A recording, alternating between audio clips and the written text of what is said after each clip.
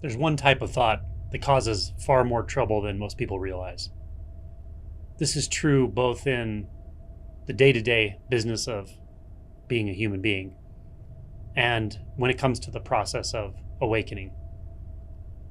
So I'll start by describing the most common question I get from people when it comes to the awakening process, specifically the first shift in the awakening process and self-inquiry as it relates to this shift.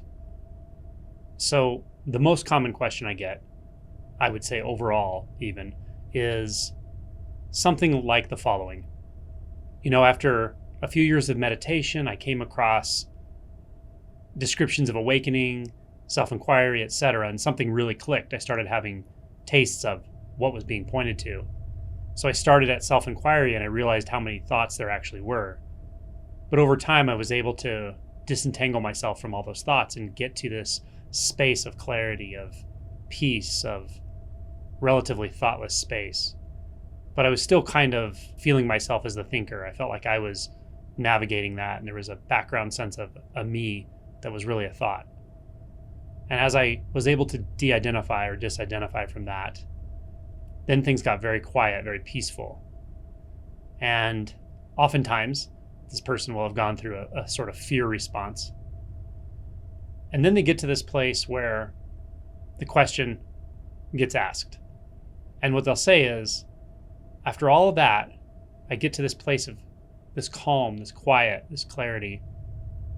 But then this always happens. XYZ, whatever. It doesn't really matter what the XYZ is. It doesn't matter what it is they say that happens.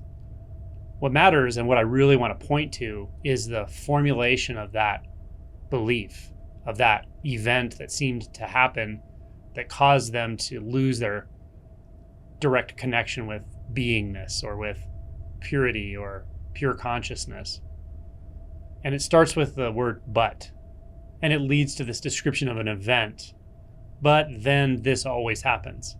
And the always is often there as well. So if you just notice the formulation of this thought, this belief, and its features, you'll recognize it's actually quite sneaky, because the person doesn't usually think it's a thought. They actually believe it's something that happened or happens. And they present it to me this way. They ask the question as if, well, I don't know what to do here. What do you recommend? Instead of just recognizing, oh, there's one thought here that says, but every time I get this far, this is what happens.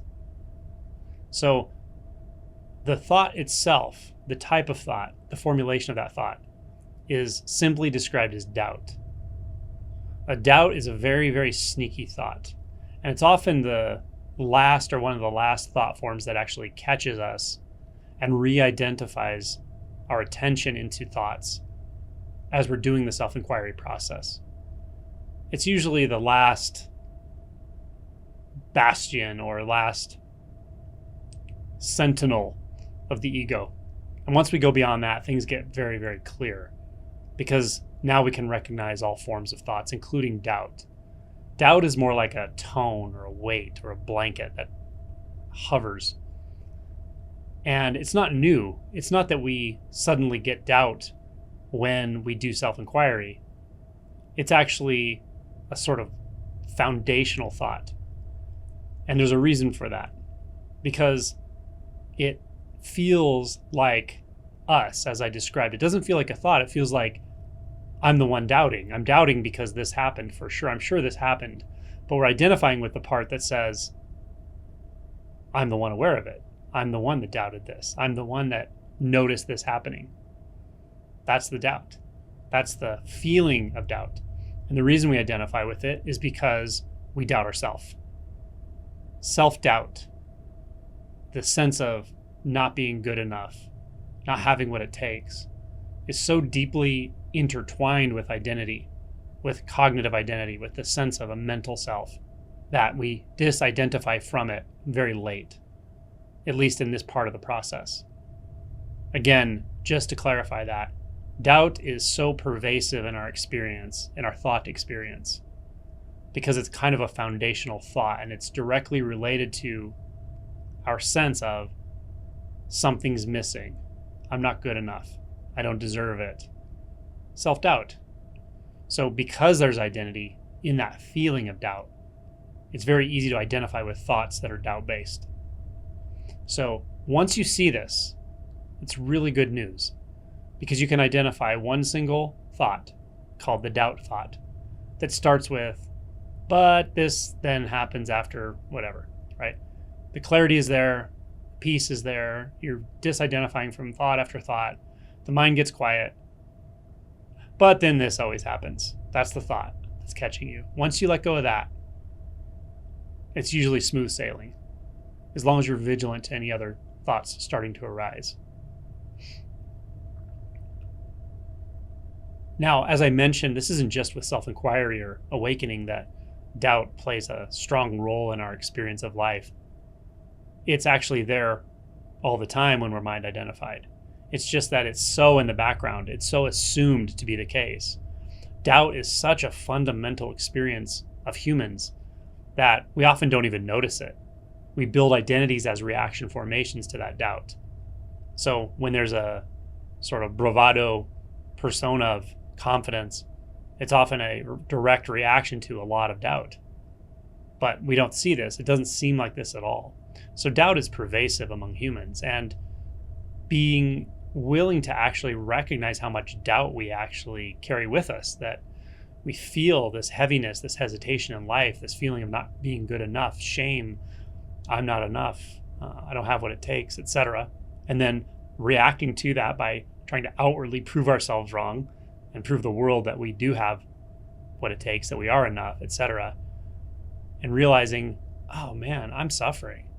That's all suffering.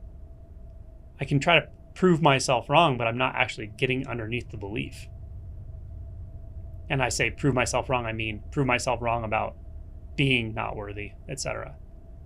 Again, another layer of inauthenticity. So get back to the doubt and realize it's a thought. It's one thought, but you have to get it at its root.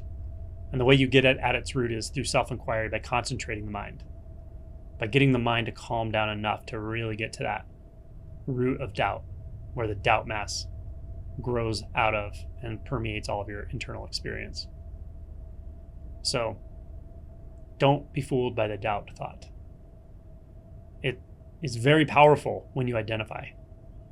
It's very easy to see as a thought and completely let go of once you fully disidentify from doubt. This is beyond doubt. Realization is beyond doubt. Awakening is beyond doubt. And people who have a lot of doubt, and it's built into their personality, even if they have a lot of spiritual knowledge, often really get triggered by this. They don't like the doubtless nature that I'm pointing to. It's so offensive to the thought system, right? The mind that always weighs things against other opposite possibilities, that ultimately always doubts one way or another. But what I'm pointing to is doubtless. That's the point.